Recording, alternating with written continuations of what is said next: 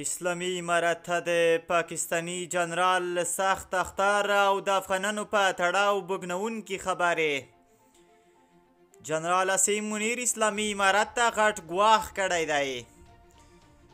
جزئیات یې ویډیو کې وګورئ او چینل سبسکرایب کړئ. سلام، ستړي مشئ د پښتو نیوز چینل محترمو لیدونکو، وخت مو بخیر. پام وکړئ تازه خو ډېر زیات مهم خبر ته. اسیم منیر وایي د یو پاکستاني ژوند له ټولو افغانانو به ارزښته دی. افغانستان سره تاریخي دښمني لرو.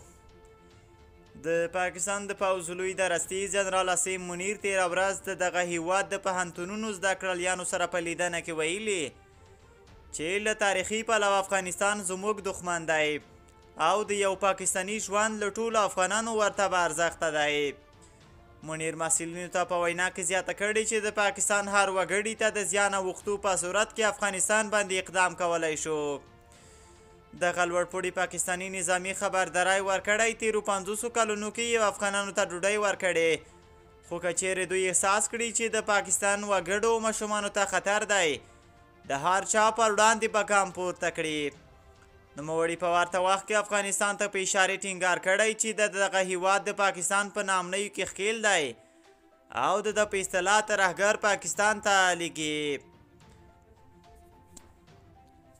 دغه خبر ته په ټولنیزو رسنیو کې افغانانو بېلابېل غبرګونونه ښودلي دي چې ځینو یې تاسې ته راخلو. ګلالۍ رؤفي لیکي، ورته یې تاسې د الله تعالی نه رام کړي چې افغانانو سره اوس مهال ځان مخامخ کړئ. زه خدای سي د تېرو 40 کلونو غچ خو درڅخه واخلو. افغانستان بې وارثه نه دی او د خدای شکر دی اوس د افغانستان حکومت او ملت دواړه د پاکستان په اړه یو ډول دریځ لري. پاکستان که پوځ لري خو ملت نه لري.